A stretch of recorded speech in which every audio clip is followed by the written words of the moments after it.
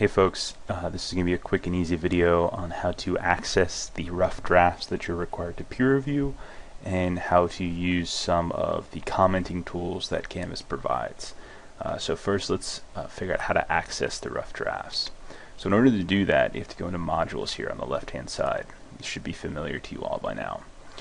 You want to scroll down to whatever rough draft that you're required to peer review. So in this case, I'm going to be using the narrative rough draft assignment as the example. So don't click on the narrative final draft, and don't look for your rough drafts here in the actual instructions. But you're going to be looking for your peer rough drafts in the actual assignment narrative rough draft. So click on this, which will take you to the instructions for the assignment. And if you have submitted the assignment, you would see this little box on the right. The box will say submission, it'll have a check mark, it'll say turned in, etc., etc. Underneath it, you will see a list of assigned peer reviews. Now these are the people that the Canvas system has automatically assigned you to for peer reviewing. You're going to be required to complete all of these. So whether there's 3 or 4 or 5 or however many I end up deciding to assign to you all, you're required to actually go through and comment and review every one of those. Now to access them, what I usually like to do is just I would right click and I open in a new tab, and you'll get to a screen that looks like this. What you want to do from here, and hopefully this will be easy, is to click on this preview the document button. Okay, don't click on this right here because that'll just actually download the file. You want to preview the document right here. So if we preview the document, we'll have this little extra window show up for us, and we can make this a little bit bigger, but we can't make it too much bigger, unfortunately. And so here we actually can read the entire paper.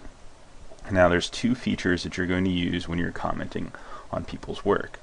The first one is the actual comment button. So whenever I ask you to insert a margin comment, you want to click on comment, and you want to use this little red cursor that appears now to point at whatever issue that you're making a comment. So let's say that we wanted to point out an issue right here. We would go ahead and click on that little spot, and this place for typing, this little margin comment window will open up, and so we can type whatever it is, whatever criticism or whatever suggestion or compliment that we want to put in this window. So whenever you see in the instructions that I want you to provide a margin comment, this is what I mean.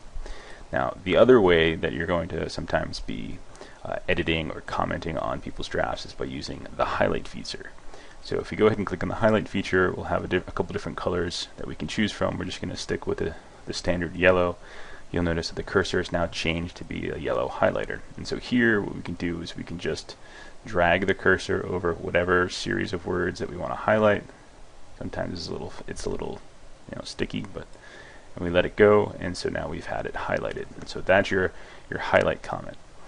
Another way you can provide comments from time to time is over here on the right. You can provide a comment that'll go directly to the person who wrote this essay. So in this case it'll go to Jonathan, or it'll go, and it'll also actually go to me, and so you can type whatever you want here. Now when you're done, make sure that you save, and that's that. All the editing that you do in this document, in this window itself, will save as you go. So a couple seconds after you provide a comment, it'll actually save. 2 people can work on the same document at the same time, and occasionally you're going to be getting rough drafts where you're going to be able to see comments that other people have already added to the paper, and that's totally fine. There's nothing wrong with that at all. Okay, so I hope this video was helpful to you as you work on your peer reviews. If you have any questions, you know how to contact me. Okay, good luck.